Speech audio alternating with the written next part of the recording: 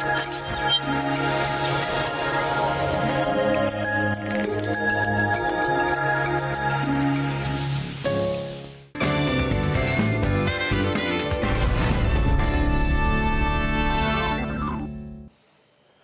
ជំរាបសួរទីជនទាំងអស់ជាទីមេត្រីខ្ញុំបាទឈ្មោះគឹមហៀងជានាយកក្រុមហ៊ុនអចលនទ្រព្យខ្មែរ Estate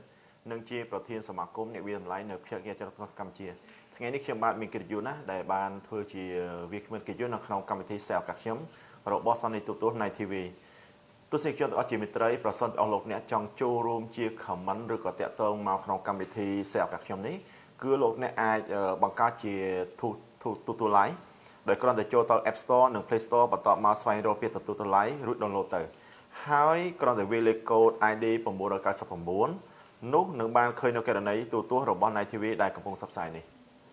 ខ្ញុំបាទមានបទជាបុគ្គលម្នាក់ដែលបបផ្សោតរយៈពេលជាង10ឆ្នាំក្នុងវិស័យដីធ្លីប្រទេសកម្ពុជាយើងហើយជាជំនាញគឺខាងផ្នែកវាយតម្លៃនិងលក់ជួលទិញនិយាយពីវាយតម្លៃចត្រប់ហ្នឹងគឺជារៀងរាល់ឆ្នាំខ្ញុំបាទវាយតម្លៃចត្រប់ឲ្យធនាគារជាច្រើននៅភ្នំពេញយើងហ្នឹង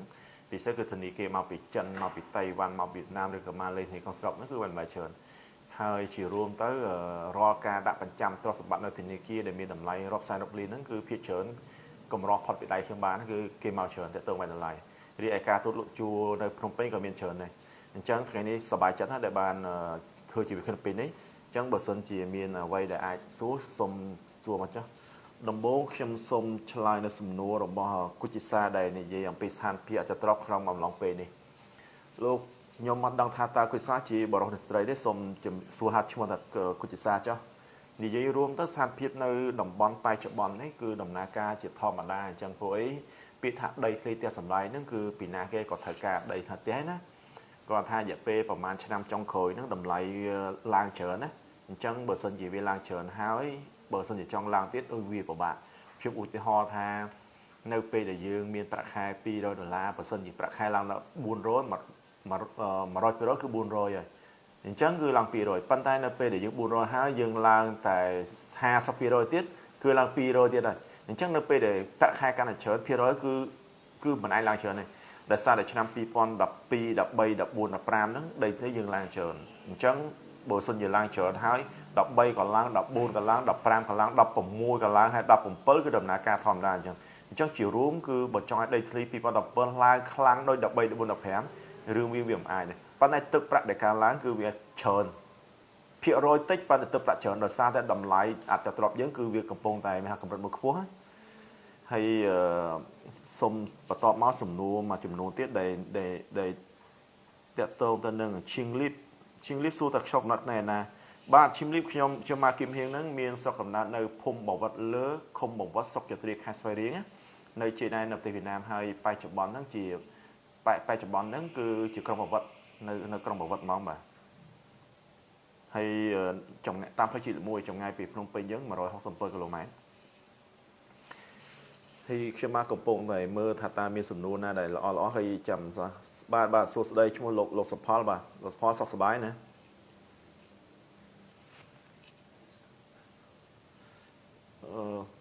ខ្ញុំសូមឆ្លើយនៅសំណួររបស់ Bin Solar សួរថាតើដីនៅតំបន់ជាក្រុងណាកំពុងឡើងថ្លៃហើយយល់យ៉ាងម៉េចចំពោះការបោះឆ្នោតហ្នឹងSolar សូមបញ្ជាក់ថាដីជាក្រុងហ្នឹងកន្លែងខាងណាក៏ល្អដែរត្បូងជើងខាងលិចណាប៉ុន្តែSolarត្រូវដឹងរឿងមួយថាដីតាម4តំបន់ហ្នឹងត្បូងជើងខាងលិចវាមានតំបន់លក្ខណៈពិសេសของវាចង់និយាយថាបើសិនជាយើងនិយាយទីខាងកើតផ្លូវជាតិមួយជាតំបន់មួយដែលភាគច្រើនមិនមែនជាតំបន់ឧស្សាហកម្មទេភាគច្រើនគឺលំនៅឋានហើយលក្ខណៈទេសចរបើនៅខាងប៉ែខាងត្បូងវិញឬកំណុំស្ទឹងមេជ័យគឺសម្បូររោងចក្រច្រើនម្ដុំបើខាងលិចវិញគឺផ្លូវវែងស្រីផ្លូវជាតិ3 4រោងចក្រអញ្ចឹងតំបន់ដែលកំពុងឡើងថ្លៃបើនិយាយពីលំនៅឋានតំបន់ដែលពេញនិយមជាងគេបច្ចុប្បន្ននោះគឺតំបន់ខាងជើងខាងលិចខាងជើងខាងលិចដែលខ្ញុំចង់និយាយហ្នឹងគឺភាគច្រើនគឺនៅម្ដុំ Grand ភ្នំពេញថ្មីតំបន់ហ្នឹងបច្ចុប្បន្នគឺមានគម្រោងអភិវឌ្ឍលំនៅឋានជាង30ជាង30គម្រោងហើយបច្ចុប្បន្នហ្នឹងបើនិយាយពីភ្ញៀវវិញភ្ញៀវចិនវិញ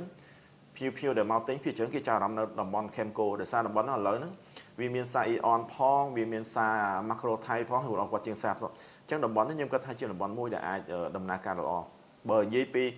ទិញដីសម្រាប់សង់រោងចក្រខ្ញុំគិតថាផ្លូវជាតិ3 ឬ 4ហើយបើគិតថាទិញដីសម្រាប់លំហែ thưa tiền làm hai cầm sáng nhom xôm này non tơ phải chỉ mũi cứ một đồng kia xoay nó là bón phi chớn miền sản thán đấy cứ miền tực chán miền đam chơi chớn bữa sau nhiệt thưa tiền làm hai cầm sáng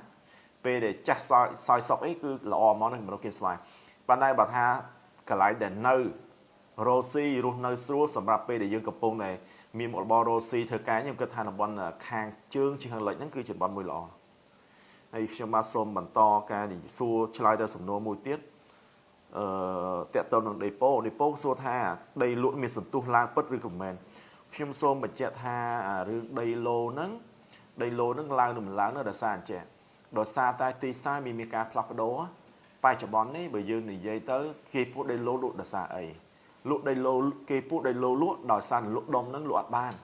ban đã sàn ở cái tên đây thông chẳng kia ta bỏng bái cho đây lô tùi mua là hát để cái tên thông là xa tai tí pass phải cho bón trong như thằng vì ai sầm rạp này bị chùm nô mà chùm lang tới chân khi mà anh dây than ở Phnom Penh dương nó bởi dương dây pi và chi chuan nó cứ dương nét để thơ ca không Osaka miền phải chụp bài sớm mình nè nét thơ ca không sửa cam phải chụp mà phi mình nè hay mà tây ca ở Phnom Penh như mình chuyện đọ mới đó chân miền mà nó để anh như thằng miền phải chi mà chiêng mà liên nét để chi mà chùm nô cao mà chùm chân khi bây giờ phút đây lô lụa nó tì xa sầm rạp đây lô nó cứ tì xa sầm rạp miền chùm nô khổ mà chùm nâng mòn chân đây lô nó cứ đồng na ca lõ trong hạt pung mát lỗ này ban nay bánh ha bạch chôm này lỗ kiểu tay này gì chia đại nó cứ bánh ha bạch chôm chẳng yếm xôm ao chỉ bò tha nếu bây giờ bom ôn trong tin này lỗ nó ở vai đề sầm khăn chỉ kiểm thoát cứ chắp tẹt tôm là phăng tuôn là mỏng bờ sân chỉ miền phăng rừng nâng sầm dương tinh bọn miền phăng rừng như cục trà là mình hay đây lô để cua để tính cái đây lô mới để bây giờ cái thuê dương hái kia tơ là thơ lù ảo kia tơ to phượng ảo kia tơ to tầng ảo kia tơ rót cà tê phăng rừng ở dương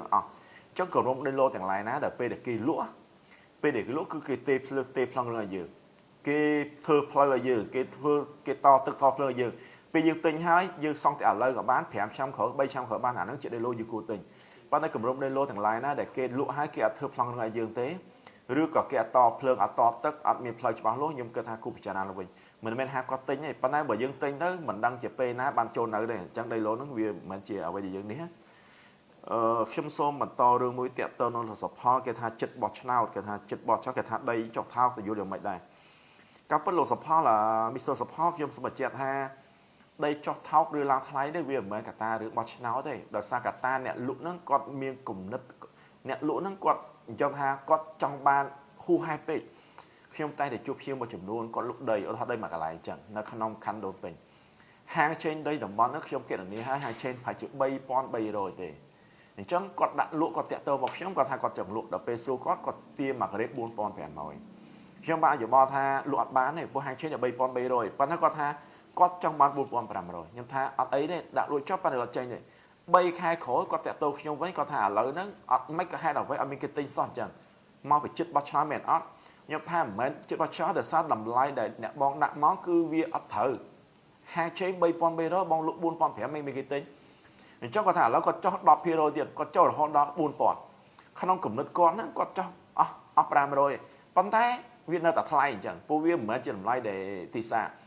bay khai khẩu lụa bán để buôn pon có tẹt tơ một trong có thả hai đầu váy bán thì có cho đọp phi rồi lụm chân lớn nó có cho pram rồi tiền cho có cho bị buôn pon pram tập buôn pon là cho sợ bay pon pram bay pon pram như phèo có thả lụa ấp chân tiết đòi xa thì hàng trên là bay pon bay gì hay có thả nó cho một phi rồi này trong khối đầu bây giờ bán cứ việc ra tại crown bay pon bay rồi pru nẹt tính tay phải tính khom thì xa sau đó chỉ uống trong ai bật chạy tới hàng rồi support ha pe bao nhiêu năm mình đây thì cho thay này chân nẹt để la cho cứ mót ở bên nẹt lụa có tia tàng chật ban đầu pe để có tia tới lụa bán có chốt được con này chẳng trong bài cho bón nó cứ miền nẹt để lụa cho nó cứ chốt đợt xa tại tì xa cứ nẹt lụa tì xa bài cho bón cứ nẹt tên gì là cầm nặngខ្ញុំសូមមើលទៀតតកតទៅនឹងឈ្មោះលោកដេប៉ូបានសួរថាសន្ទុះអាចនៅត្រប់ពេលមានសន្ទុះងើបឡើងវិញតើអាចប្រឈមធ្លាក់ដូចឆ្នាំ2008ដែរអត់លោកដេប៉ូសូមខ្ញុំសូមបញ្ជាក់ថារឿងដីធ្លីហ្នឹងឡើងចុះវាមានវត្តជីវិតវាដូចនៅក្នុងភាសាបច្ចេកទេសគេថាដំណាក់កាលកកើតអង់គ្លេសហៅ introduction ដំណាក់កាលរីកចម្រើនដំណាក់កាលត្រឹងហើយដំណាក់កាលធ្លាក់ចុះwe mean introduction we mean grow we mean maturity ហើយ decline chẳng việc sai cao vì là về mỗi cứ việc trơn tận năng hái vì chăm lệ cho bắt tay nó không à chịu cam nó mấy cục nia sát tại chẳng này công môn chụp nia khác nơi về để quật là hái nơi về là lá hái chăm nó phải trơn nó cứ có giờ chừng mấy cục phố nó chỉ để chắp đáo là bên lai một đòn tiền chẳng như sọc chỉ rôm tới tăng pi pon bởi là pe chọn là đồng với nó ta việc ai đừng phải trông là nhâm tha ai đừng mình ai cứ ở sam ta một cổ bởi chị Osa cam từng mũ cứ ấy thế bạn ấy bảo cô môi trường luôn để có tha u to chẳng hay thà có mi lưỡi đập mờn tia môi lụp hẻ mờn ta có cô tinh và màn chứ bởi mi lưỡi sập đập mờn tia môi lụp hẻ mờn có tinh mũi bàn tia mốt có sau lưỡi hẻ mờn ở đây thế bảo có tinh tia pí ở lưỡi đập mờn chỉ biết cái ấy để bạn ấy bảo cô khác mi lưỡi đập mờn có tinh tia bay được buồn để cô thằng khác cứ nè để tinh tia buồn mà con mi lưỡi đập mờn tinh tia buồn lôi sập đập mớn chơi thì ní kia đập mớn có đồng bông thật tịnh bông luộn chành cho bộ luộn chơi hả nó hai chụp ảnh hả chiều ruộng ổ xa cam đây tuy từng mốt tua bây giờ chất bọt channel vì con đầm bấy đầm phơ đầm bấy ớt bánh há trong bọc cô một chụp luôn để lục luôn pếch ảnh nó chụp ảnh hả bà con trong xong một chuyện vì sầm nô môi tiếp tẹt tôm ta đang chua tha sầm chạm tịnh Posna ta rồi vì cá tinh lô là cá tinh bằng lô môi na lọ chiều xong chất Posna vô tha đây lô nâng bằng lụt té mùi na còn lọ chiều này ấp miên mùi na lọ chiều mùi na là xong khăn thả ta nè tinh nó chìm lụt sắp nó cũng rất bột phết nè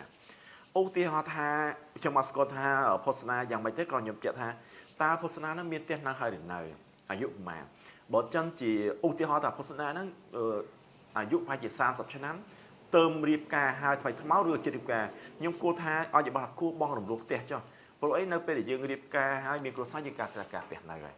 trong bộ đồng lúa tiền á bong đồng lúa tiền lực đồng bốn cứ chỉ được một đại khát ra tại phở bộ ấy mà đâu nó từ miền tiền ban nay bảo sân dưới miền tiền là hai miền tiền mua được pi hai dưới trong tinh lực tỷ bảy lực tỷ bốn nhưng các tha đồng lúa đấy chỉ được thầm thời lò chiềng đồng bốn cái cứ tôi từ tiền nơi nó mòn dưới miền đây pi về lại ấp tiền nơi ấp xong rồi tôi miền tiền nơi hai sập cân hay khỏi tiền miền sầm nô mà chùm nô tiết để trong trong slide đấy tẹt tôm ta đang depot tại đấy tha bờ dương tinh đây lô nông tiết để miền phong rừng hai bảy nè cắt trong khăn sọc tại chua hạt phê ọt anh nó cứ chia xong bài chia depot tha chia sầm nô môi đỏ ó đó bờ đây kê cùng một bộ ray đây lối miền phong rừng hai đợt phê cắt trong sọc không mà dương miền hạt phê ọt nhưng các thản nó cứ trong như chia chùm ngư mà hai nhé trong tay để dây thá cứ mình mới hát quá đây cứ sana cái miền phong rừng về để cái polo cứ đại khát ra được cả phong rừng dương nó cứ đại khát dương chỉ là tình miền và chỉ cho mà chừng luôn quát ban chậm này trong này dây tha quát sẵn xong rồi mà chỉ vượt hai đầm bay tình đây tên mặc lại nó về ọt miền phong rừng vì của bạn này chắc là miền phong rừng hay để sang miền sầm nô chớn nhung cất hà về vì còn nếu đấy nhung xôm sầm rạng một plei sân hay chậm tích tiết chụp như sân không thành miền sầm nô lo chớn tiết ở con chớn tầm tích kia đấy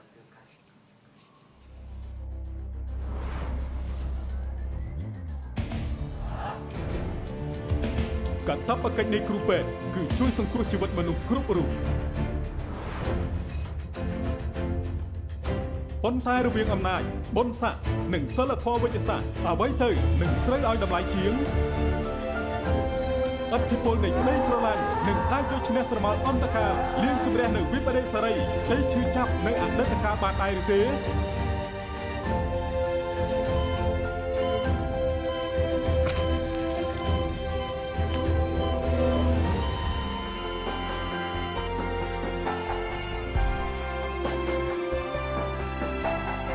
อย่างนี้มีนักนงเรื่องมนต์สนายครูเป็ดชมดีได้หนึ่งเพื่อการจับสายในเรือกินจับตัวในทีวีหนึ่งเรียงรถแข่งชันรถแข่งตัดวิลเลียมนับประมวลนำมาให้มวยหยกบนโต๊ะพิการเมื่อครูสกอเอาวิสนาระบอบโปเกตเตยจมเปะจมเปิลจมวยขณีชมพูชมพ่อหายส้มฉลายปรับเปลนังกัดจัดหน้าโปรลึงการต่อสู้ดับใบมนุษย์ได้คลื่นสลันร่วงนิ่งเชียเรื่องปิดเรื่องสนายเยินยังปีเนียงนายึดล้อกอกในสนายหาสิ่งได้ตกจัดเชื่อเจระบอบไอ้กูสนายเก็บเส้นส ស្នេហ៍គេពីពេលណាថ្ងៃណាបងមិនដឹងតែច្បាស់គឺពេលនឹងចិត្តស្នេហ៍អូនអងទៅហើយបានប្រមូលផ្ដុំគ្នាបង្កើតចេញជាសាច់រឿងដែលគួរឲ្យចាប់អារម្មណ៍ក្រោមចំណងជើងថាវិស័យកម្មពងរត់ស្នេហ៍រៀងរាល់ថ្ងៃច័ន្ទថ្ងៃអាទិត្យវេលាម៉ោង 12 ថ្ងៃត្រង់ដល់ម៉ោង 14 រសៀល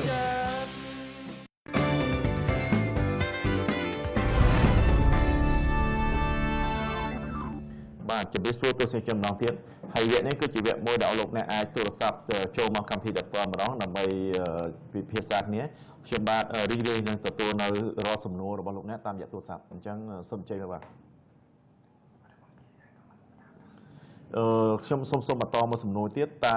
លោកគុជសាសួរថាតើលោកមានបរិយាលក់ល្អអត់គុជសាខ្ញុំសូមបញ្ជាក់ថាខ្ញុំគឺជាក្រុមហ៊ុនអចលនទ្រព្យអញ្ចឹងជាបរិយាតខ្លួនខ្ញុំអត់មានទេប៉ុន្តែបរិយានៅភ្នំពេញបរិយាសក់ខ្មែរមួយណាក៏ខ្ញុំលក់ដែរណាប៉ុន្តែលក់របស់គេពួកយើងជាក្រុមហ៊ុនភាគងារអចលនទ្រព្យយើងមិនមែនជាអ្នកអភិវឌ្ឍបរិយាទេណាតាកតោនឹងស្រីពើក៏បាននិយាយថាប្រជារដ្ឋចំនួនគ្នានិយាយពីការដែលដីគ្មានហាងឆេងគឺដោយសារបញ្ហាបានក្នុងប្រទេសតើលោកយល់នឹងមិនដែរស្រីពើអាហ្នឹងមិនមែនជាបញ្ហាដែលចោតទេដីមានហាងឆេងខ្ញុំសូមបញ្ជាក់ស្រីពើថាដីនៅស្រុកខ្មែរដីមួយណាដែលលក់មិនចាញ់ស្រីពើយកមកខ្ញុំទៅខ្ញុំគុំហៀងលក់ឲ្យបានទាំងអស់ខ្ញុំមានលក្ខខណ្ឌតែមួយទេស្រីពើដីណាក៏ដោយដែលអនលោកអ្នកគិតថាលក់មិនចាញ់ដីដែលសោះច្បាប់ខ្ញុំនិយាយដីសោះច្បាប់ណាដីដែលអត់មានឯកសារត្រឹមត្រូវខុសច្បាប់ខ្ញុំអត់និយាយទេដីដែលសោះច្បាប់មានប្លង់រឹងរាន់នៅប្រទេសកម្ពុជាភ្នំពេញណាខេត្តណាខ្ញុំគឹមហៀងលក់បានទាំងអស់លក្ខខណ្ឌមានតែមួយគឺតម្លៃប្រសិនឲ្យខ្ញុំក៏តម្លៃឲ្យគឺខ្ញុំលក់បានហើយអញ្ចឹងដីដែលលក់បានមិនមែនអាស្រ័យដោយសារតែស្ថានភាពនយោបាយនេះដោយសារកត្តាតម្លៃប្រសិនមើលតម្លៃសមរម្យគឺលក់បានហើយទិញគេតែចង់ទិញរបស់ថោកជារឿងធម្មតាអ្នកលក់ទាររបស់ថ្លៃជារឿងរបស់គាត់តែសំខាន់ឥឡូវនេះគឺអ្នកទិញជាអ្នកកំណត់ទីផ្សារអញ្ចឹងអ្វីដែលសំខាន់គឺតម្លៃទៅឧទាហរណ៍ថានៅចិត្តនឹងហាងឆេងវា$100ហើយបើសិនជាមានអ្នកចង់លក់គាត់ថាលក់មិនបានបើគាត់ទារ120ទៅ150នោះបើចង់លក់បានយើងលក់100លក់80លក់90ហើយលក់កាន់តែថោកកាន់តែលឿនអញ្ចឹងស្រុកជារួមខ្ញុំគាត់ថាអ្វីដែលសំខាន់នេះគឺកត្តាតម្លៃសូមចូលមួយទៀតបាទតើតើនៅនឹងបាទជំរាបសួរឥឡូវនេះមានទស្សនិកជនម្នាក់ខ្ញុំកំពុងចាំសោះសំណួរគាត់ណាអាឡូសួស្តីបាទសួស្តីបាទខ្ញុំមកពីភ្នំពេញថ្មីបងបាទជ័យលោកភ្នំពេញថ្មីបាទខ្ញុំចង់សួរថាតែយើងចង់ទិញដីឡូតើធ្វើបែបណាមើលលក្ខខណ្ឌនេះខ្លះដែលធ្វើយើងមានសុវត្ថិភាពណាលោកបាទអរគុណច្រើនតើតើនៅលោកដែលជ័យមកពីភ្នំពេញថ្មីសួរថាបើទិញដីឡូធ្វើម៉េចមានសុវត្ថិភាពអញ្ចឹងលោកដឹងថាដីឡូគឺជាដីមួយដែលធំហើយគេមិនបានជាឡូលក់អញ្ចឹងអ្វីដែលយើងត្រូវសួរទី1យើងសួរទៅអ្នកដែលលក់នឹងហ្មងម្ចាស់គម្រោងបើល្អគួរតែពេលដែលសួរយើងសួរទៅម្ចាស់គម្រោងហ្មងបើសិនជាជួនកាលយើងសួរទៅបុគ្គលិកធម្មតាគាត់អត់ដឹងរឿងទេគាត់អាចជាគ្រាន់តែជាអ្នកលក់គាត់ដឹងរឿងទេអញ្ចឹងបើទិញដោយសារលុយដែលយើងយកទៅទិញជាលុយមួយយើងសំរាប់ខែរាប់ឆ្នាំដើម្បីទៅទិញដីឡូហ្នឹងយើងទៅជួបម្ចាស់គម្រោងសួរថាតើដីអស់លោកដីលោកហ្នឹងដីបងដីពូដីមីងហ្នឹងលក់ហ្នឹងមានប្លង់រឿងអត់បើគាត់ថាមានឬមិនមានគឺយើងសុំមើលអាស៊ានមកមានន័យថាមានអូខេតាខ្ញុំឲ្យសុំមើលបានអត់អញ្ចឹងបើសិនជាប្លង់ហ្នឹងមានពិតក៏ឲ្យយើងមើលប៉ុន្តែប្លង់ខ្លះគឺគាត់ប្រចាំនៅធនាគារអញ្ចឹងនៅពេលគាត់ពូដីឡូលក់ឲ្យប្លង់រឿងគាត់ប្រចាំធនាគារខ្ញុំគាត់ថាជារឿងមួយគ្រោះថ្នាក់ណាព្រោះអីនៅពេលដែលប្លង់រឿងធំមានគាត់ប្រចាំធនាគារក៏លក់ដីឡូឲ្យយើងក៏រាយការណ៍ត្រឹមខណ្ឌសង្កាត់ឬស្រុកតាមផ្លូវច្បាប់គាត់លក់លិខិតទេសិទ្ធយើងមានសិទ្ធប្រើប្រាស់ប៉ុន្តែយើងមិនម្ចាស់ដីទេអញ្ចឹងក្រុមដីឡូទាំងឡាយណាដែលមានប្លង់រឿងហើយប្រចាំធនាគារខ្ញុំគិតថាហានិភ័យខ្ពស់ហ្មងប៉ុន្តែក្នុងករណីដែលគាត់ថាគាត់មានហើយក៏ឲ្យយើងមើលហើយយើងសិក្សាបន្តមកគឺយើងត្រូវសួរជាមួយនឹងអាជ្ញាធរណែនដីហ្មងអ្នកដែលច្បាស់ជាងគេគឺមេភូមិមេឃុំហ្នឹងហ្មងថាដីហ្នឹងមានប្លង់រឿងហើយតើមានបណ្ដឹងគ្នាអត់មានប្រឹងផ្ដោតគ្នាអត់មានស្ពាយសោះច្បាប់អត់អញ្ចឹងម្ចាស់គម្រោងយើងត្រូវសួរយើងសុំមើលបានមេភូមិមេឃុំឬក៏ចៅសង្កាត់អីនេះយើងត្រូវមើលហើយបើចង់លម្អិតហ្មងគឺត្រូវអញ្ជើញទៅការិយាល័យដែនដីនៅតាមស្រុកឬក៏តាមខណ្ឌនីមួយដើម្បីសួរគេជួនកាលយើងទិញនៅឡូ 3000 5000 8000 10000ជាង ជាលុយមួយដែលយើងសន្សំខ្ញុំអាចនិយាយថាអ្នកទិញលេងលបមិនមែនជាអ្នកមានលុយច្រើនទេភាគច្រើនគឺអ្នកដែលធ្វើការប្រាក់ខែ300 400 500 700ឬក៏1000អីតាមចិត្តស្ដែងជាលុយដែលយើងសន្សំពីប្រាក់ខែជាញើសឈាមដែលយើងយកលុយទៅទិញសន្សំពេលរាប់ខែរាប់ឆ្នាំអញ្ចឹងត្រូវសួរឲ្យអស់លទ្ធភាពសួរគេកុំខ្លាចគេអន់ចិត្តប្រជាជនយើងមានចំណុចខ្សោយមួយឲ្យតែឃើញគេអ្នកធំឲ្យគេមានលុយច្រើនអត់ហ៊ានសួរទេអញ្ចឹងទិញហើយដេកលក់ឯងយោបល់ខ្ញុំសុំសួរម្ចាស់គម្រោងនឹងរឿងប្លង់រឹងនឹងហ្មងសួរភូមិសង្កាត់ខណ្ឌហើយបើអាចគឺការយ៉ាងដែនដីសួរច្បាស់ទៅបើសិនជាច្បាស់ហើយទុកចិត្តសំទិញបើសិនជាយើងមានអារម្មណ៍ថាមិនច្បាស់គឺសូមពិចារណាឡើងវិញខ្ញុំមានចម្លើយប៉ុណ្្នឹងណាហើយខ្ញុំបាទកំពុងរងចាំនៅសំណួរផ្សេងៗទៀតបាទពេលដែលកំពុងតែមានកំពុងរងចាំទូរស័ព្ទផ្សេងៗហ្នឹងក៏មានសំណួរមួយចំនួនដែរដែលចង់សួរខ្ញុំថាខាងដូចជាខ្ញុំកំពុងមើលសំណួរតើតើទៅនឹងនាងស្រស់សួរថាតើមុនពេលយើងទិញផ្ទះល្វែងដែលសោះច្បាប់តើយើងគួរធ្វើដំណេចធម្មតាពាក្យថាផ្ទះល្វែងស្រស់ច្បាប់គឺជាផ្ទះល្វែងដែលយ៉ាងម៉េចនាងស្រស់ខ្ញុំបញ្ជាក់ថាផ្ទះល្វែងស្រស់ច្បាប់ហ្នឹងគឺជាផ្ទះល្វែងដែលត្រូវបានអភិវឌ្ឍដោយក្រុមហ៊ុនបូរីដែលមានអាជ្ញាប័ណ្ណចេញនៅក្រសួងសេដ្ឋកិច្ចហិរញ្ញវត្ថុហើយនៅហិរញ្ញវត្ថុអញ្ចឹងបូរីដែលមានអាជ្ញាប័ណ្ណហ្នឹងគឺចង់ច្បាស់គឺសុំយើងអាចតាក់ទងទៅខាងយើងមានកន្លែងច្រើនដែលត្រូវតាក់ទងទី1គឺយើងតាក់ទងផ្ទាល់ទៅកាន់ក្រសួងសេដ្ឋកិច្ចហិរញ្ញវត្ថុទី2យើងអាចតាក់ទងទៅខាងសមាគមនៃអាវុធលំនៅឋានដែលសមាគមអាវុធលំនៅឋានគឺគាត់មានបញ្ជីឈ្មោះនៃបូរីអនហើយបើទី3ច្បាស់ហ្មងទៅកន្លែងបូរីហ្នឹងកន្លែងកាយលក់ហ្នឹងគឺយើងសួរគេហ្មងថាបូរីអ្នកហ្នឹងអ្នកលក់ផ្ទះល្វែងហ្នឹងតែឯងមានអាជ្ញាប័ណ្ណអត់អញ្ចឹងពាក្យថាសតច្បាស់គឺមានអាជ្ញាប័ណ្ណដែរបើគេមានអាជ្ញាប័ណ្ណអាហ្នឹងគឺជាសតច្បាប់បើអត់មានអាជ្ញាប័ណ្ណគេច្រើនគឺក្រុមហៅថាមិនសោះច្បាប់គឺអត់ខ្ញុំសូមលើកតាមមួយណាគាត់អត់ទាន់លើគឺបានអស់ចំនួនមក Hello ជំរាបសួរបងបានជំរាបសួរបាទចាបងខ្ញុំមានចង្អល់សុំសួរបងបន្តិចតើ5ឆ្នាំទៅមុខទៀតដីឡើងថ្លៃហ៎បងបាទអរគុណចំពោះសំណួរបាទខ្ញុំសូមបញ្ជាក់ថាដីគឺអត់ឡើងអត់ចុះទេឡើងរហូតដោយសារមានកត្តាច្រើនយ៉ាងណាទី1បើពាក្យចាស់គេនិយាយយ៉ាងងាយគឺថាមនុស្សកើតរហូតបាត់ដីគឺមានតែប៉ុណ្្នឹងអត់ចុះទេអញ្ចឹងដីគឺអត់មានថ្ងៃណាចុះទេហើយខ្ញុំនិយាយពាក្យមួយទៀតគេតែនិយាយថាតើពេលណាទៅបានដីចុះថ្លៃខ្ញុំថាពេលដែលដីចុះថ្លៃទៅពេលដែលមនុស្សឈប់នៅក្នុងផ្ទះអញ្ចឹងមនុស្សនៅជាទូទៅគឺមនុស្សត្រូវការមានផ្ទះមានកូនមានក្មួយអីគឺត្រូវការទិញផ្ទះពីដើមមកគ្រួសារមានកូន3នាក់ដល់ពេលក្រោយឡើងបំបីគ្រួសារអញ្ចឹងគឺដីឡើងថ្លៃហើយអញ្ចឹងពីប្រទេសកម្ពុជាយើងបើយើងនិយាយទៅដីធ្លីយើងអាចឡើងរយៈពេលជា20ឆ្នាំទៀតណាយើងនៅឡើងថ្លៃគាត់ថាកម្រិតនៃការឡើងគឺវាមិនច្រើនដូចពីមុនយើងឡើងចង់ថាយើងឡើងច្រើនមែនទែន13 14 15យើងឡើងច្រើនណាប៉ុន្តែបើសិន17 18ហ្នឹងខ្ញុំគាត់ថាអាភាគរយឡើងច្រើនពេកអញ្ចឹងវាមិនឡើងច្រើនទេប៉ុន្តែបើធ្លាក់គឺអត់ធ្លាក់អីជារួមតម្លៃដីធ្លីនៅភ្នំពេញយើងគឺអត់ធ្លាក់អីគាត់ថាវាឡើងមិនច្រើនដូចពីមុនណាហើយជាយោបល់រួមដូចមានខ្ញុំតែនិយាយជាមួយមិត្តភ័ក្តិមួយចំនួនថាឥឡូវនេះពួក17ហ្នឹងបើសិនជាមានពីណាម្នាក់ដែលមានលុយត្រឹម$1 លានឆ្នាំ2017នេះមានលុយ$1 លានយកលុយ$1 លានទៅទិញដីនៅជាក្រុងឲ្យបាន5កន្លែងយកលុយ$1 លានទៅទិញដីនៅជាក្រុងដែលខ្ញុំនិយាយគឺចម្ងាយប្រហែល25គីឡូពីវត្តភ្នំយកលុយ$1 លានទៅទិញដី25គីឡូពីពេញ5កន្លែងផ្សេងគ្នាយើងអាចត្បូងជើងកាលេចណា5កន្លែងផ្សេងគ្នារយៈពេល20ឆ្នាំក្រោយកូនគាត់មិនបាច់ធ្វើអីខ្លះជាស្ថិរដែរអាហ្នឹងគឺក្បួនមួយដែលអ្នកមានលុយតែនិយាយបទពិសោធន៍ហ្នឹងគឺមាននៅប្រទេសចិននៅតៃវ៉ាន់គេធ្វើឆ្នាំ2017យកលុយ$1 លានទៅទិញដីនៅជាក្រុងឲ្យបាន5កន្លែង20ឆ្នាំក្រោយកូនចៅខ្លួនឯងមិនបាច់រកស៊ីអីចង់ថាគឺខ្លះជាអ្នកមានអាសាដីហ្នឹងហ្មងអាហ្នឹងជាក្បួនមួយដែលគេធ្វើនៅប្រទេសផ្សេងតែកម្ពុជាយើងបើសិនជាធ្វើចាស់ខ្ញុំគាត់ថាមិន20ទេ5ដល់ឆ្នាំក្រោយដីដែលយើងទិញ1 លានហ្នឹងវាមិនដឹងជាឡើងប្រហែលខ្ញុំថាហាក់10 20 លានណាអានេះជារឿងពិតណាស្របជារួមដីប្រទេសកម្ពុជាយើងមិនចុះថ្លៃទេគាត់ថាឥឡូវហ្នឹងវាតម្លៃឡើងខ្លាំងភាគរយនៃការឡើងវាមិនច្រើនដូចកាលពី13 14 15ទេគាត់នៅតែឡើងអញ្ចឹងហើយទោះបីជាមានការបោះឆ្នោតទោះបីស្ថានភាពនយោបាយបោះឆ្នោតរឿងតិចតួចអាហ្នឹងគឺជាប្រពៃណីនៃរឿងទូតនៃការបោះឆ្នោតទៅកម្ពុជាយើងណាបើតែជារួមដីធ្លីគឺនៅលក់នៅធម្មតាអញ្ចឹងអ្នកដែលលក់មិនចេញមិនមែនដោយសាររឿងនយោបាយរឿងបោះឆ្នោតរឿងអីទេគឺរឿងតម្លៃដែលគាត់ដាក់មកវាថ្លៃពេលអត់មានគេទិញហើយបើសិនជាដាក់ល្អទៅបើសិនដាក់តម្លៃសមរម្យគឺគេលក់បានដែរហើយខ្ញុំសូមបញ្ចប់សំណួរប៉ុណ្ណឹងចង់ខ្ញុំសូមចូលដល់សំណួរមួយទៀតណា ខ្ញុំកំពុងមើលនៅសំណួរមួយចំនួនដែលគិតថាវាមានប្រយោជន៍សម្រាប់អ្នកនរគ្នាណាខ្ញុំសូមនិយាយសួរទៅដល់ចង់ខ្ញុំកំពុងរឈ្មោះផ្សេងតិចដោយសារសំណួរមកច្រើនខ្ញុំសូមនិយាយពីលោកម្នាក់ដែលឈ្មោះថាគូជាសាម្ដងចង់រកចំណុចថែការគូទិញដីទៅផ្ទះគូជាសាតាក់ទោចំណុចបន្ថែមហ្នឹងចង់និយាយទិញដីផ្ទះហ្នឹងចង់និយាយទាំងមិនទៅចាំថាផ្ទះទិញហើយជួលបានផ្ទះទិញហើយជួលបានមកចំណូលហើយតម្លៃផ្ទះក្នុងមួយឆ្នាំកើនឡើងជាមួយជុំ 10% ប៉ុន្តែផ្ទះមានការបង់រំលោះមានអង់គ្លេស depreciation រំលោះផ្ទះទិញហើយតម្លៃកើនឡើង 10% មែនប៉ុន្តែផ្ទះនៅយូរចាស់យើងត្រូវជួសជុលប៉ុន្តែដីគឺអត់ទិញហើយជួលអត់បានទេអត់មានគេជួលកម្រិតជួលដី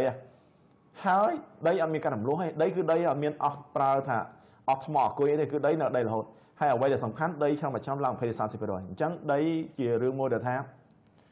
អត់មានចំណូលពីការជួលមិនបាច់អត់ថ្លៃថែទាំតម្លៃការឡើងច្រើនផ្ទះមានចំណូលពីការជួលតម្លៃការឡើងតិចហើយមានរំលោះមានន័យថាសឹកតិចលើត្រូវអស់លុយនេះសំណួរមួយទៀតជាសំណួរគាត់ថាល្អដែរតាក់ទងនឹងសាមៀនសួរខ្ញុំបាទថាតើគួរខ្ចីលុយធនាគារទិញដីឬទិញផ្ទះទុកបានទេខ្ញុំសូមបញ្ជាក់សាមៀនថាខ្ចីលុយធនាគារទិញដីឬទិញផ្ទះហ្នឹងខ្ញុំសួរថាតើទិញផ្ទះដីលើកទីប្រមាណខ្ញុំអាចយល់ពីសារពាក្យសាមៀនបើខ្ញុំអាចនិយាយថាប្រសិនបើសាមៀនទិញអចលនទ្រព្យជាលើកដំបូងក្នុងជីវិតលើកដំបូងតែទិញលើកដំបូងខ្ញុំណែនាំថាសូមទិញផ្ទះនៅចៃធនាគារទិញផ្ទះនៅលើដំបូងជារឿងមួយត្រឹមត្រូវបំផុតព្រោះបើមិនទិញឥឡូវទេឧទាហរណ៍ថាផ្ទះហ្នឹងក៏លក់ 50000 យើងមានលុយ 20000 ដែរយើងអត់ហ៊ានទិញទេយើងថាចាំសន្សំលុយបាន 50000 ទិញផ្ទះពេលដែលយើងសន្សំបាន 50000 ផ្ទះហ្នឹងឡើង 80000 ដែរពេលយើងសន្សំ 80000 ផ្ទះឡើង 5-100000 បានដែរអញ្ចឹងលើកដំបូងនៃការទិញអត្រប់គឺយើងគួរតែទិញតាមរយៈធនាគារមានលុយ 20000 ទិញផ្ទះ 50000 ចៃធនាគារ 30000 ទៅខំរកស៊ីអីមានលុយសំសងតាមក្រោយប៉ុន្តែបើសិនជាយើងមានផ្ទះនៅហើយយើងទៅទិញរបស់លើកទី2ចៃលុយធនាគារខ្ញុំជារួមទូទៅខ្ញុំគិតថាយើងគួរពិចារណាខ្លះដែរព្រោះវារឿងចៃធនាគារជារឿងមួយត្រឹមត្រូវណាប៉ុន្តែក៏ប្រឈមនឹងបញ្ហាចំនួនពួកអីការធនាគារស្រុកយើងខ្ញុំអាចនិយាយថាថ្លៃមែនទេហើយការប្រាក់ធនាគារអត់មានថ្ងៃសៅរ៍ថ្ងៃអាទិត្យថ្ងៃបុណ្យថ្ងៃទានអីគឺដល់ថ្ងៃដល់ខែគឺត្រូវតែបង្ការហ្មងហើយស្រុកជារួមប្រសិនបើយើងទិញអចលនទ្រព្យដែលចៃលុយធនាគារច្រើនពេកការនឹងស៊ីយើងវិញហ្មងចង់និយាយចឹងគឺថាអាចរត់កាច់យើងវិញហ្មងបើសិនជាអាចយើងគួរតែខ្ចីលុយធនាគារ10ទៅ20% ដើម្បីបង្ក្រប់នៃការទិញអន្តទានមានន័យថាបើសិនជាយើងមានផ្ទះនៅគ្រប់គ្រាន់ហើយយើងចង់ទិញយ៉ាងរត់លើកទី2 3អូថារបស់នឹង 100,000 យើងខ្ចីធនាគារត្រឹម 30000 នេះបានហើយមាន 70000 សំទិញបើសិនជាយើងមានតែ 30000 ហើយយើងចង់ខ្ចីធនាគារ 70000 ទិញអា 30000 អាចបាត់ព្រោះអីជារួមគឺមិនមែនមនុស្សជាច្រើនមានតែសារធនាគារដោយសារគេលើធនាគារប៉ុន្តែក៏មានជាច្រើនគាត់ខ្សែទុនដោយសារគាត់ខ្ចីធនាគារដែរអ្នកដែលជោគជ័យគឺអ្នកដែលមានទ្រព្យសម្បត្តិច្រើនហើយក៏ខ្ចីភាគរយតិច 20-30% ទេអ្នកដែលបរាជ័យគឺអ្នកដែលខ្ចី 70-80% វាអាចដែរដែលគាត់ខ្ចីច្រើនគាត់ឆាប់ធ្វើជាអ្នកមានលឿនគាត់មានខ្លាំងប៉ុន្តែក៏មានអ្នកខ្លះបាត់ខ្សែទុនដោយសារការខ្ចីច្រើនដោយសារពេលវេលាក៏សំស្របខ្ញុំសូមសម្រាប់មក present ហើយចាំតិចមកជួបគ្នាវិញព្រោះខ្ញុំនៅរោងចាំនៅដលៃអញ្ចឹងសូមពេលប្រហែលជា1នាទី2ចាំតិចជួបគ្នាអរគុណច្រើនណាបន្ទាប់ពីការមើលគូស្រករឲ្យវាសនារបស់ពួកគេទៅជំពាក់ជំពិនជាមួយគ្នាភូតឈុំផហើ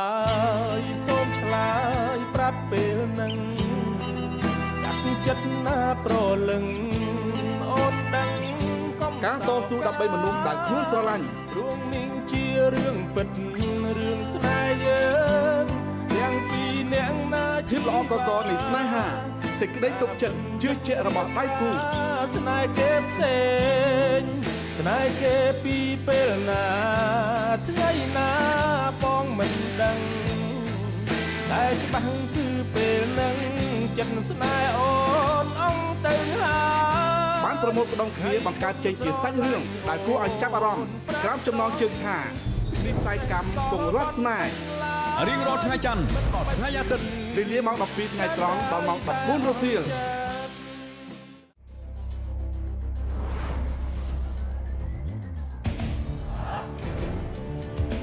កាតព្វកិច្ចនៃគ្រូពេទ្យគឺជួយសង្គ្រោះជីវិតមនុស្សគ្រប់រូបប៉ុន្តែរវាងអំណាចបុណ្យស័ក្តិនិងសិលធម៌វិជ្ជសាស្ត្រអ្វីទៅនឹងត្រូវឲ្យតម្លៃជាងអធិពលនៃក្តីស្រឡាញ់និងអាចយកឈ្នះស្រមោលអន្តការលាងជម្រះនៅវិបដិសារីតែឈឺចាប់នៅអតីតកាលបានដែរឬទេ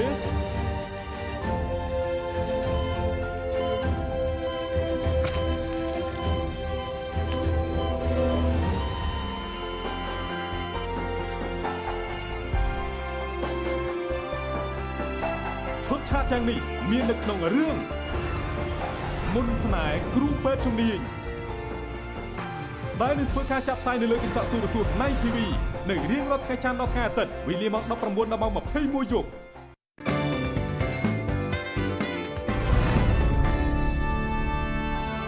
សូមជម្រាបសួរម្ដងទៀតក្នុងកម្មវិធីវគ្គនេះគឺអស់លោកស្រីទាំងអស់ដែលចារអារម្មណ៍ចូលរួមក្នុងកម្មវិធីសេឱកាសខ្ញុំនឹងអាចតាក់ទងមកទូរស័ព្ទបានហើយខ្ញុំបានកំពុងរងចាំដើម្បីឆ្លើយសំណួរដោយសារពេលឥឡូវអត់ទាន់មានអ្នកណាទេនេះខ្ញុំសូមឆ្លើយនៅមើលនៅ comment មួយចំនួនតាក់ទងទៅនឹងដែលថាលោកពុទ្ធីសួរថាតើលោកយល់ថារោងចក្រកើតដែរទេនៅកម្ពុជាតើដីឡើងថ្លៃដោយសាររោងចក្រក្រៅប្រទេសឬអ្នកវិនិយោគទុនក្នុងស្រុកខ្ញុំសូមបញ្ជាក់ថានៅរោងចក្រស្រុកយើងគឺមានការវិវត្តណាបច្ចុប្បន្នរោងចក្រគឺមានការឡើងច្រើននៅដោយសារតែយើងមានលក្ខខណ្ឌសេដ្ឋកិច្ចច្រើនដើម្បីគាត់មកពិសេសគឺយើងអាចនិយាយថារោងចក្រភាគច្រើនគឺមកពីចិនហើយចិនបច្ចុប្បន្ននេះបើយើងនិយាយទៅ pollution បរិស្ថានច្រើនហើយមួយទៀតតម្លៃពលកម្មនៅចិននឹងថ្លៃចិនពលកម្មគាត់ធ្វើការចាក់ធម្មតាក៏អាចនិយាយថាចូល500ប្រាក់ខែគេអញ្ចឹងដោយសារប្រាក់ខែតិគមល្អប្រាក់ខែតិគមយើងល្អអញ្ចឹងគេមកច្រើនលក្ខខណ្ឌយើងនិយាយទៅនៅកត្តាសេដ្ឋកិច្ចនេះគឺយើងជំរុញគេមកច្រើនមកហើយរោងចក្រធម្មតារោងចក្រមកច្រើនគេត្រូវការដីឡើងថ្លៃបើយើងនិយាយថាដីយើងឡើងថ្លៃមែនបើប្រៀបធៀបដីប្រទេសចិនខុសគ្នាចង់100ដងណារោងចក្រកម្មករនៅប្រទេសគេប្រាក់ខែថ្លៃយើងប្រហែល3ដងហើយដីរោងចក្រនៅប្រទេសគេដីរោងចក្រមែនប៉ុន្តែរោងចក្រដី1ក្រេចង់$2000ណាហើយដីរោងចក្រយើង1ក្រេត្រឹម40រៀលយើងធ្វើបានទេអញ្ចឹងខ្ញុំសូមបញ្ជាក់ថារោងចក្រដែលមកដល់ដីឡើងថ្លៃដោយសាររោងចក្រហ្នឹងភាគច្រើនគឺរោងចក្រមកពីបរទេសក្នុងស្រុកយើងក៏មានរោងចក្រដែរភាគច្រើនសហការគេបើថារោងចក្រក្នុងស្រុកយើងគឺអត់សូវមានច្រើនទេណាខ្ញុំសូមមើលសំណួរមួយទៀតដែលខ្ញុំគិតថាវាជាសំណួរមួយដែលខ្ញុំជួយឆ្លើយដែរតាក់ទងទៅនឹងនាងស្រស់សួរថាហេតុអ្វីបានជាសមាគមវិទ្យាល័យនៅក្នុងកម្ពុជាជួយអ្វីខ្លះដល់ជាពលរដ្ឋខ្ញុំសូមបញ្ជាក់នាងស្រស់ថាតាក់ទងសមាគមអ្នកវិទ្យាល័យនៅក្នុងកម្ពុជាដែលខ្ញុំបានជាប្រធានហ្នឹងនិយាយមែនតើសមាគមគឺជាដូចយើងជាអង្គការអញ្ចឹងយើងជាសមាគមមួយដែលបណ្ដុំគ្នាដោយអ្នកអាជីពនៅក្នុងដីធ្លីជាច្រើនហើយពីដើមមកយើងបានក្រសួងសេដ្ឋកិច្ចគាត់ហៅមកជុំគ្នាដើម្បីបង្កើតសមាគមហ្នឹងណាបង្កើតឆ្នាំ2008អញ្ចឹងបង្កើត2008ហើយក៏2015បានក្រសួងគិតថាដែលគាត់បង្កើតឲ្យយើងហើយក៏គិតថាយើងនឹងជាគោលមួយដែលធំហើយមានចំណេះដឹងហើយមានលុយហើយគួរតែបែកផ្ទះទៅអញ្ចឹង2015ក៏យើងបំបែកចេញពីក្រសួងសេដ្ឋកិច្ចខ្លះជាសមាគមឯករាជ្យការងារធំរបស់សមាគមយើងបច្ចុប្បន្នហ្នឹងគឺយើងបើនិយាយទៅគឺតាក់ទងការបណ្ដុះបណ្ដាលហ្មងគឺយើងតែធ្វើកម្មវិធីផ្សេងៗតាក់ទងនឹងប្រោះចំណេះដឹងដល់សមាជិកផងដល់សាធារណជនផងរៀងរាល់ខែគឺយើងតែធ្វើមានកម្មវិធីមួយតាក់ទងទៅនេះហើយរៀងរាល់3ខែម្ដងយើងមានកម្មវិធីបណ្ដុះបណ្ដាលធំរៀងមួយឆ្នាំយើងមានកម្មវិធីធំក្នុងស្រុកមួយហើយយើងមានកម្មវិធីរបស់ទេតាក់ទងការបណ្ដុះបណ្ដាលតាក់ទងទៅអ្នកនាំពាណិជ្ជកម្មក្នុងរបស់ទេហើយមានការងារច្រើនទៀតដោយសារមានលោកម្នាក់ទេមកខ្ញុំសូមលើកទូរស័ព្ទសិនណាបាទជំរាបសួរលោក Hello ជំរាបសួរ បាទជំរាបសួរបាទមានផ្សាសបាទចង់សួរដល់ទាក់ទងនឹងការបង់ជំនួសផ្ទះហ្នឹងថ្ងៃមកគឺមានហាក់ឃើញអីដែរអត់ការបង់រំលោភផ្ទះមានហាក់ភ័យដល់អត់សំឡូវលោកអញ្ចឹងមែនទេបាទបើសិនជាសួរថាតើការបង់រំលោះមានហាក់ភ័យអត់ខ្ញុំសូមនិយាយជាពីរទី1ខ្ញុំថាមានទី2ខ្ញុំថាអត់មានឬអត់គឺអាស្រ័យលើតើលោកមករំលោះជាមួយនរណាឧទាហរណ៍លោកទិញផ្ទះក្នុងបុរីមួយដែលមានអាជ្ញាប័ណ្ណមានច្បាប់ទម្លាប់ត្រឹមត្រូវមានប្លង់ឯកសារត្រឹមត្រូវលោកបង់រំលោះជាមួយគេគឺអត់មានហានិភ័យទេប៉ុន្តែលោកទិញផ្ទះមួយជាមួយអ្នកដែលសាងសង់ផ្ទះមិនមែនជាបុរីអត់មានអាជ្ញាប័ណ្ណច្បាប់ប្លង់រឹងប្លង់តូនមិនច្បាស់លាស់លោកបង់រំលោះជាមួយគេខ្ញុំគិតថា ចាំជារួមនៅពេលដែលសម្ដេចបងរំលោះនឹងសូមមើលថាតើផ្ទះលោកពេញនឹងជាគម្រោងរបស់ក្រុមហ៊ុនណាបូរីនឹងមានឈ្មោះអ្វីទីតាំងនៅណាម្ចាស់បូរីនឹងសង់បានប្រមាណហើយមានច្បាប់យ៉ាងម៉េចប្លង់រឿងគេយ៉ាងម៉េចអាហ្នឹងគឺជារឿងរបស់គម្រោងនីមួយៗឯង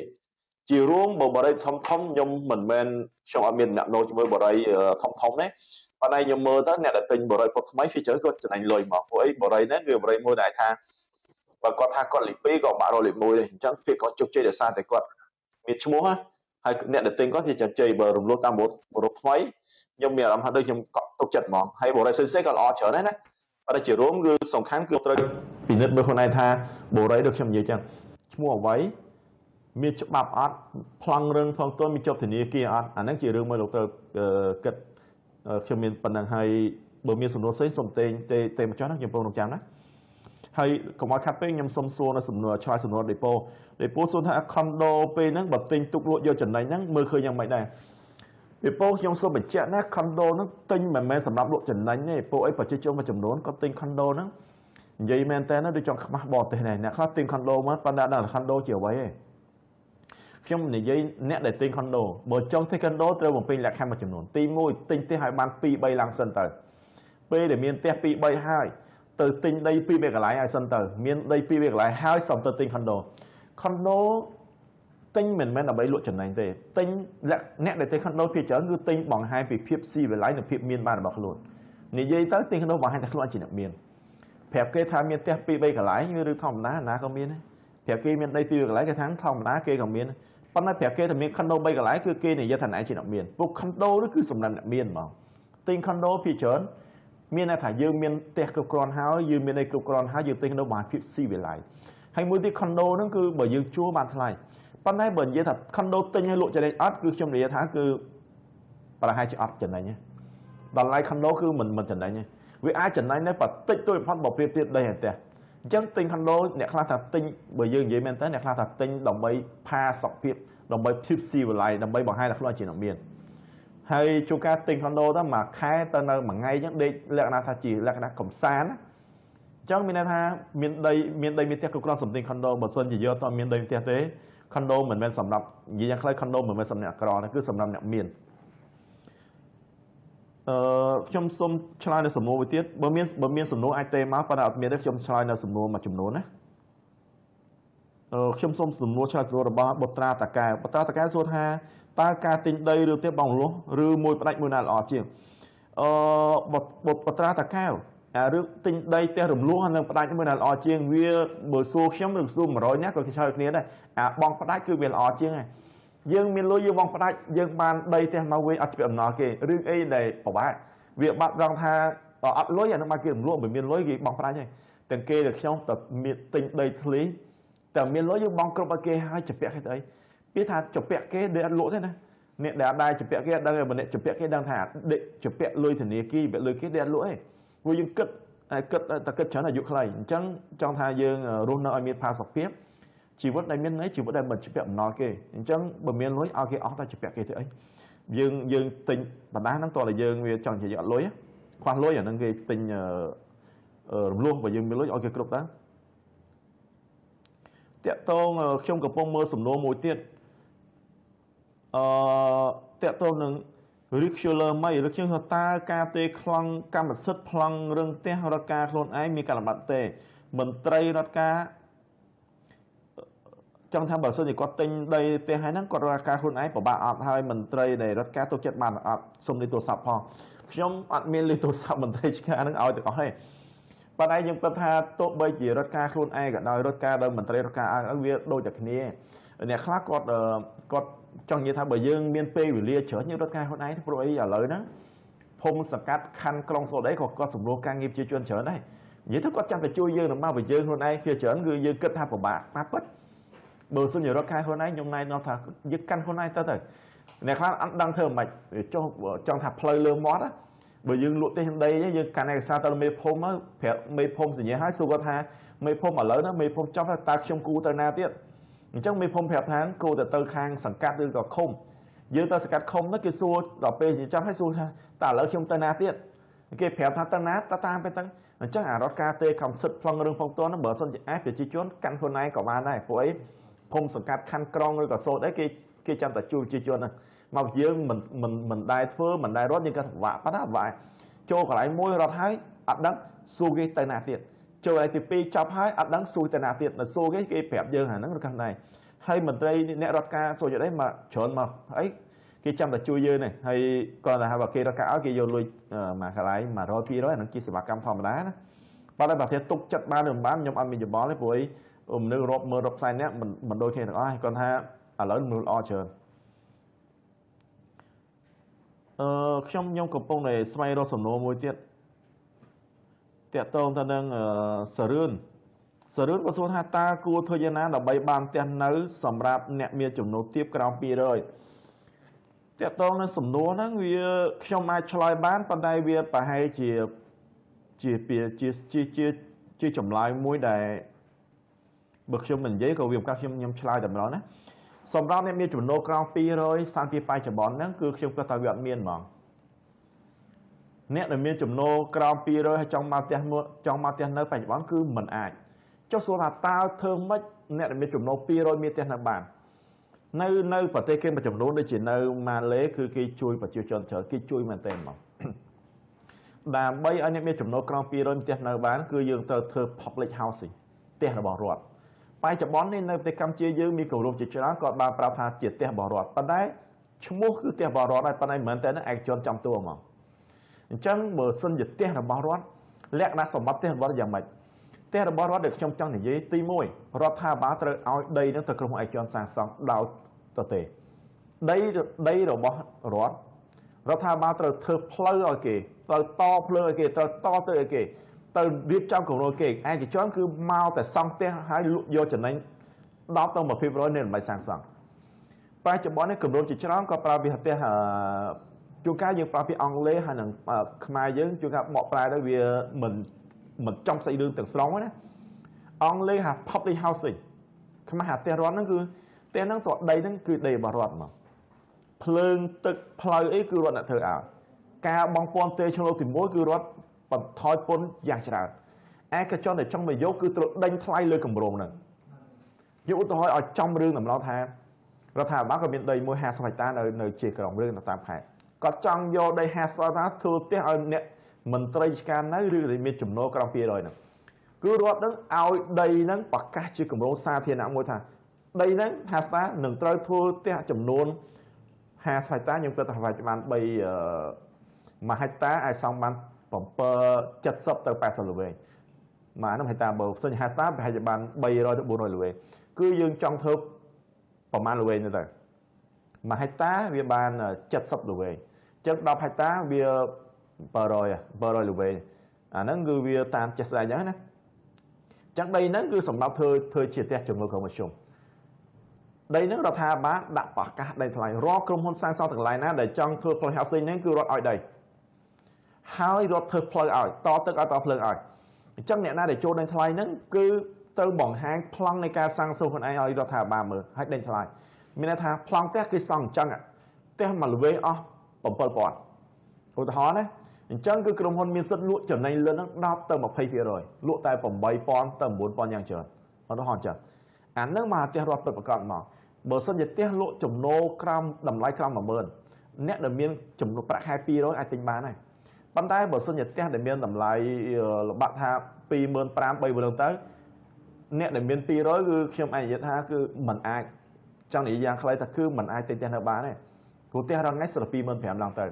ថ្ងៃមួយណាដែលដីរត់ឲ្យទៅទេភ្លើងទឹករត់អ្នកធ្វើឲ្យផ្លូវអ្នករត់ធ្វើឲ្យការទេប្លង់រឿងលើកដំបងរត់ជួយសម្រួលឯកជនចាំតែសាងចូលសាងសង់តម្រង់ហើយយកតម្លៃចំណេញ10ទៅ20%នៃតម្លៃសាងសង់បើសាងសង់អស់10000លក់10000អានោះអ្នកដែលមានចំនួនក្រោម200អាចទិញបានហើយពេលវេលាក៏វាសំរុំខ្ញុំសូមសម្រាប់រយៈពេល1នាទីជាងតិចទៅជួបគ្នាហើយសង្ឃឹមថានឹងបានសំណួរល្អៗច្រើនទៀតបាទសូមអរគុណច្រើនណាស់តែតិចជួបគ្នាវិញអរគុណច្រើន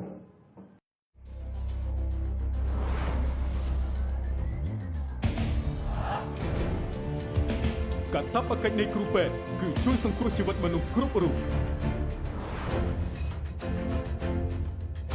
ប៉ុន្តែរវាងអំណាចបុណ្យស័ក្តិនិងសិលធម៌វិជ្ជសាស្ត្រអ្វីទៅនឹងត្រូវឲ្យតម្លៃជាងអធិពលនៃក្តីស្រឡាញ់និងអាចយកឈ្នះស្រមោលអន្តកាលលាងជម្រះនៅវិបដិសារីដែលឈឺចាប់នៅអតីតកាលបានដែរឬទេ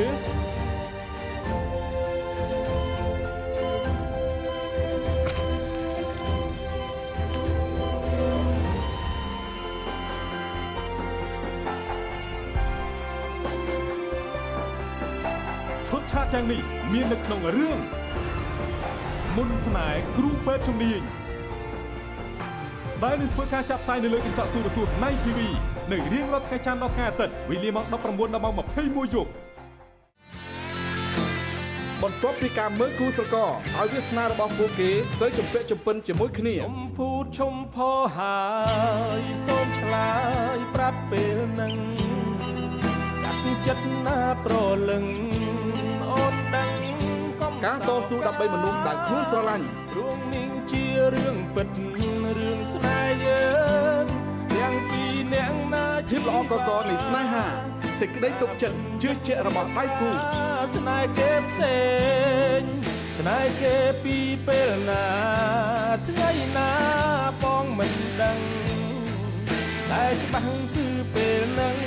ចិត្តស្នេហ៍អូនអងទៅហើយបានប្រមូលផ្ដុំគ្នាបង្កើតចេញជាសាច់រឿងដែលគួរឲ្យចាប់អារម្មណ៍ក្រោមចំណងជើងថានិស័យកម្មពងរត់ស្នេហ៍រៀងរាល់ថ្ងៃច័ន្ទដល់ថ្ងៃអាទិត្យវេលាម៉ោង 12 ថ្ងៃត្រង់ដល់ម៉ោង 14 រសៀល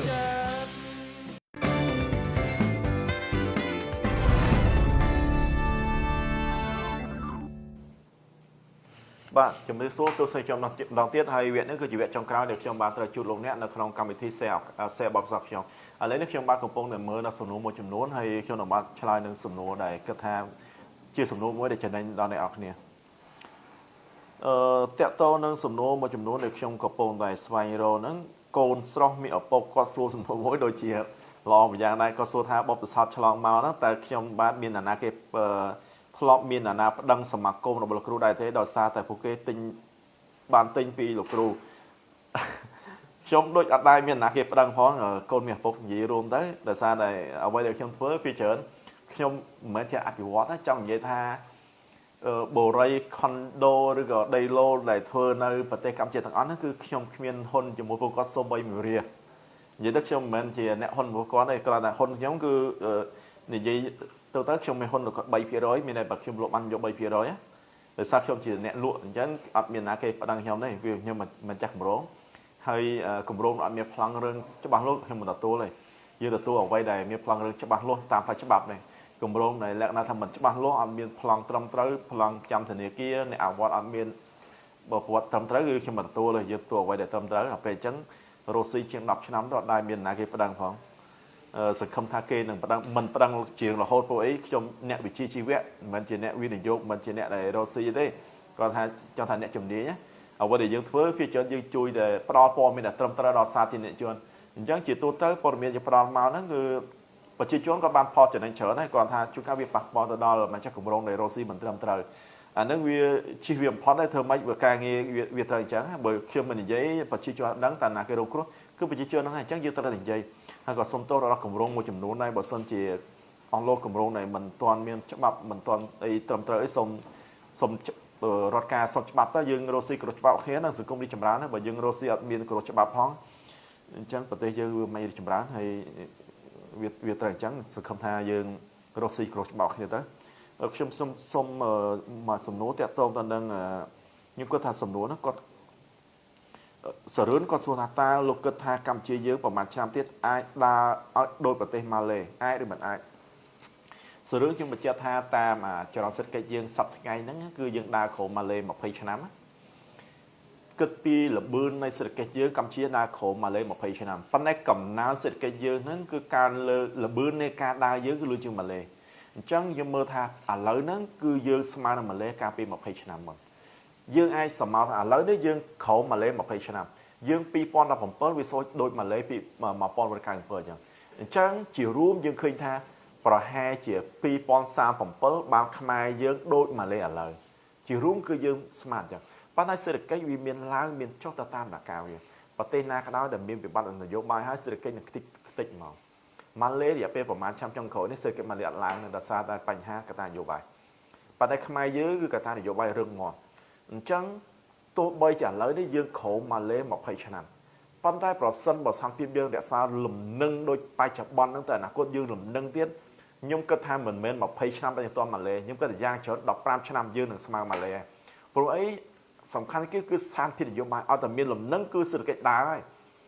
ប្រទេសខ្លះមួយចំនួនហ្នឹងគាត់បញ្ហាសេដ្ឋកិច្ចគឺមានបញ្ហាដោយសារកត្តានយោបាយ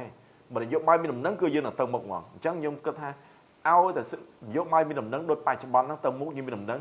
ខ្ញុំអាចនិយាយថាយ៉ាងយូរទៀត15ឆ្នាំទៀតយើងនឹងបានម៉ាឡេបច្ចុប្បន្នហើយយើងអាចនឹងល្អជាងម៉ាឡេទៅថ្ងៃក្រោយបើថាល្អចឹង20ឆ្នាំគឺយើងវ៉ាម៉ាឡេយើងផាប់យើងអាចវិច្ឆ័យជាម៉ាឡេហើយតកតមនឹងសំណួរមួយចំនួនទៀតតកតមនឹងជាសំណួរមួយដែលខ្ញុំគិតថាវាជាសំណួរដូចជាមិនមែនជាសំណួរថ្មីទេដូចជាខាងគុជសាសួរថាធ្លាប់ជួបបញ្ហាអាជីពអត់ក្នុងរយៈពេល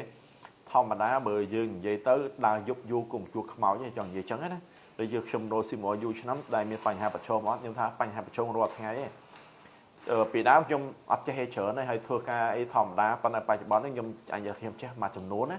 អ្វីដែលខ្ញុំចេះគឺមកពីបញ្ហាប្រឈមហើយនៅពេលយើងធ្វើការមានបញ្ហាកាន់តែប្រឈមកាន់តែច្រើន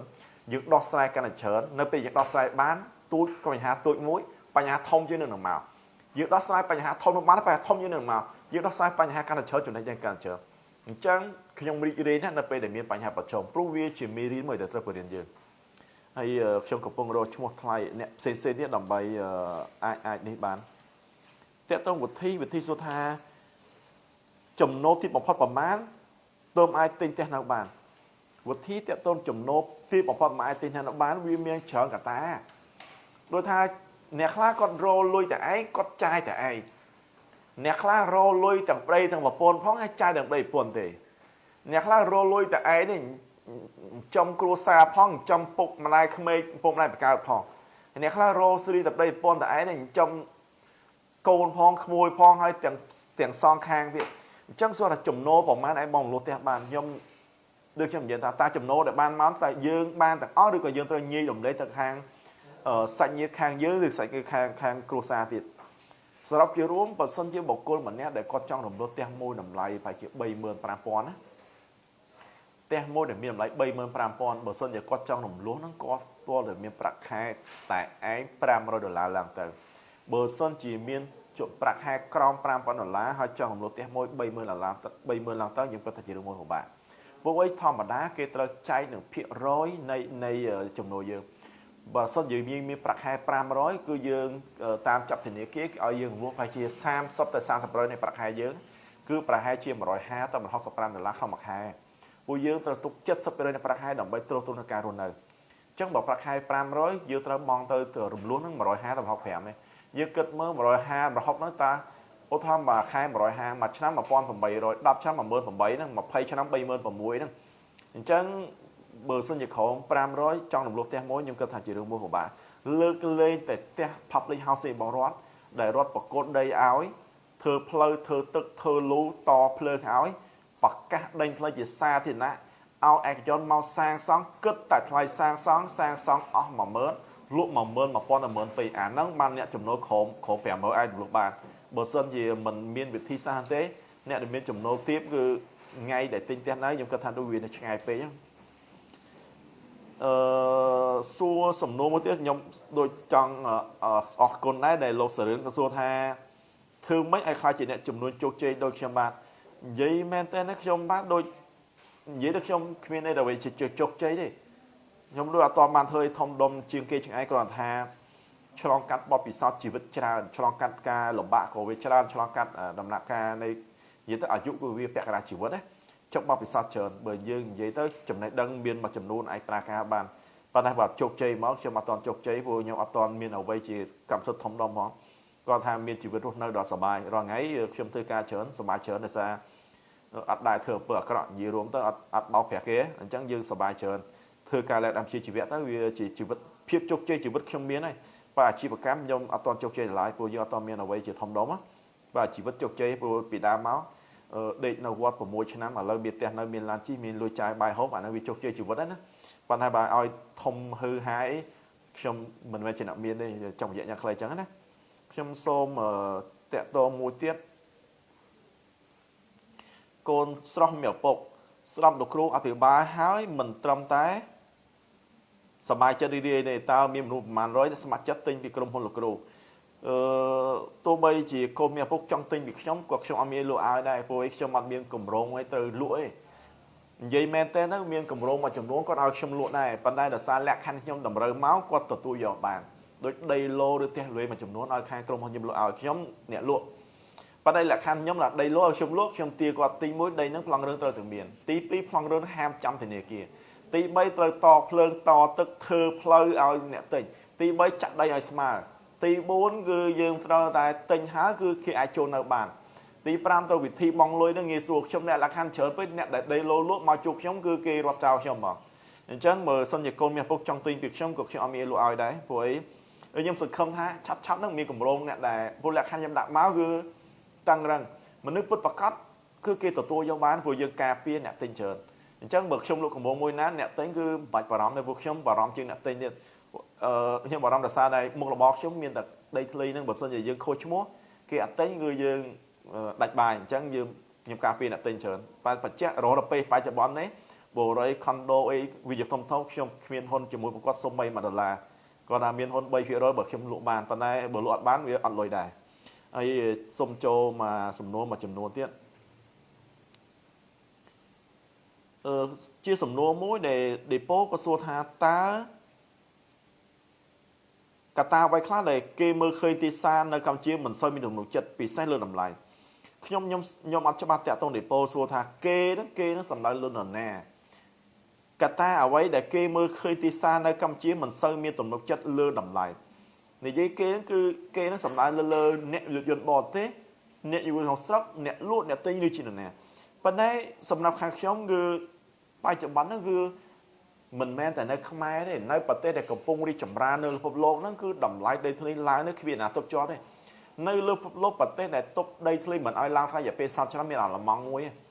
ពួកអាល្លឺម៉ង់ចង់និយាយថាប្រទេសហ្នឹងរីកចម្រើនដល់កម្រិតកំពូលហើយមនុស្សលេងចង់មានហ្នឹងប៉ុន្តែនៅចិនដែលច្បាប់តឹងរឹងនៅហុងកុងអីច្បាប់តឹងរឹងទប់តម្លៃដីធ្លីឲ្យឡើងអត់បានផងអញ្ចឹងដីធ្លីឡើងហ្នឹងគឺគ្មាននរណាគ្រប់គ្រងបានទោះបីចេះច្បាប់ប៉ុណ្ណាក៏គ្រប់គ្រងមិនបានដែរពួកអាហ្នឹងជាលក្ខខណ្ឌសេដ្ឋកិច្ចទីផ្សារសេរីបើយើងមិនឲ្យគេឡើងថ្លៃយើងបិទគេវាទៅជាសេដ្ឋកិច្ចផែនការបើយើងនិយាយទៅកុំមុនីវិញយើងជាប្រទេសសេរីអញ្ចឹងអាកំណត់តម្លៃគឺមិនអាចទប់បានយើងមានតែវិធានការទប់ទល់ប៉ុន្តែខ្ញុំអាចនិយាយថាវិធានការទប់ទល់មិនអាចដីធ្លីឡើងថ្លៃបានខ្ញុំគិតដូចជាមិនអាចវាពិបាកនឹងធ្វើបានបើធ្វើទៅវាទៅជារឿងផ្សេងបើយើងបិទចរន្តសេដ្ឋកិច្ចវាទៅជាធ្លាយព័ត៌មានផ្សេងបិទព័ត៌មានផ្សេងវាទប់សេដ្ឋកិច្ចជាប់អញ្ចឹងខ្ញុំគិតថាអ្វីដែលរដ្ឋាភិបាលកំពុងធ្វើអ្វីទីផ្សារកំពុងដាក់ជារឿងមួយត្រឹមត្រូវអាហ្នឹងទីផ្សារគេលក់មិនបានគឺរឿងគេយើងទិញបានយើងកុំទិញទៅប៉ុន្តែបើសិនជាអ្នកលក់ថ្លៃពេកយើងកុំទិញបើគុណលក់មកក៏ចុះថ្លៃខ្លួនឯងដូចខ្ញុំធ្លាប់និយាយថា4500ធ្លាក់មក4000ធ្លាក់មក3500ក្រោយលក់បានដល់3000ហ្នឹងអាហ្នឹងជាសេដ្ឋកិច្ចទីផ្សារសេរីហើយកំពុងមើលសំណួរមួយចំនួនទៀតបុត្រាតកែសួរថាចង់ចេះដីធ្លីធ្វើមិនខ្ញុំថាដូចអត់មានប្របាក់ទេបើចង់ចេះអង់គ្លេសទៅរៀនអក្សរសាស្ត្រអង់គ្លេសទៅណាហើយបើចង់ចេះជុកជួលម៉ូតូទៅរៀនជុកជួលម៉ូតូទៅបើចង់ចេះដីធ្លីមកធ្វើការហាន់ដីធ្លីទៅហើយបើសួរថាធ្វើការប្រហែលឆ្នាំបានចេះខ្ញុំថាវា10ឆ្នាំឡើងចេះហ៎បើថាធ្វើភ្លាមវាដូចងាយចេះហើយកំពុងតែស្វែងរកសំណួរដោយសារពេលវេលាក៏វាដូចខ្ញុំដូចមានប្រសាសន៍ច្រើនណាស់ហើយបើសិនជាស្គាល់ Facebook ខាងខ្ញុំឬក៏ទូរស័ព្ទខាងខ្ញុំតាក់ទងមកព្រោះអីក្នុងមួយថ្ងៃខ្ញុំជួបមនុស្សច្រើនដែរហើយជាចុងក្រោយខ្ញុំសូមផ្ដាំចេះដីធ្លីនរណាគេក៏ត្រូវការដែរមិនមែនអ្នកខ្លះគាត់មានអាសាដីប៉ុន្តែអ្នកខ្លះក៏ក្រអាសាដីដែរអ្នកដែលមានអាសាដីគឺជាបុគ្គលដែលមានជំនាញអាជីពក្នុងមុខរបរហ្នឹងគាត់ច្បាស់ហើយគាត់មិនលុកលួននិយាយទៅរកសេរីលេខលបាយបើមិនលុកលួនដល់ឈ្នះហើយអញ្ចឹងអ្នកដែលមានជំនាញខាងហ្នឹងចំណេះដឹងមិនលុកលួនគឺគាត់ជោគជ័យធ្លាអ្នកដែលប្រាដីចាស់ប្រាជិតធ្លាក៏សារគាត់លុកលួនទី1មិនលុកលួនមិនអាចខ្លាចជាមានធំប៉ុន្តែលុកលួនជ្រុលគឺផុងខ្លួនឯងទី2គឺចំណេះដឹងគាត់មិនដល់ទី3គឺដើមទុនមិនគ្រប់គ្រាន់របស់គេលុប$1,000,000ឯងមានតែ40,000,000ហ៊ានទៅទិញហើយចេះលុយធនាគារ70,000,000អាការប្រាក់ធនាគារនឹងស៊ីដីនឹងអស់ហ្មងអញ្ចឹងជារួមគួរធ្វើអ្វីដែលគួរធ្វើគ្រប់គ្នាត្រូវការផ្ទះនៅត្រូវការដីអ្នកមានអាសន្នដីច្រើនប៉ុន្តែកុំបោះបង់ចោលការងារស្នូលរបស់ខ្លួនជាមេធាវីជាគ្រូពេទ្យជាវិស្វករជាអ្នកសាងសង់ជានរណាក៏ដោយ សូមរក្សាការងារនៅដដែលបើរកធ្វើការរកស៊ីសល់លុយទិញដីទិញផ្ទះលក់ទិញនៅគ្រប់ត្រប៉ុន្តែសូមកុំបោះបង់ចោលការងារ snow ហើយប្រឡូកក្នុងវិស័យដីធ្លីខ្ញុំបាទគឹមហៀងមានអាជីពត្រឹមជាអ្នកអាជីពដីធ្លីអត់មានលើសពីនេះទេចុងក្រោយគឺខ្ញុំបាទសូមអរគុណដល់ទស្សនិកទាំងអស់ហើយជូនពរដល់គ្នាមានសុខភាពល្អហើយសង្ឃឹមថាមានឱកាសក្រោយយើងជួបគ្នាហើយខ្ញុំបាទរីករាយនៅរាល់សំណួរដែលសួរមកមានឱកាសចាំជួបគ្នាទៀតជួបពរម្ដងទៀតហើយខ្ញុំបាទសូមជម្រាបអរគុណច្រើន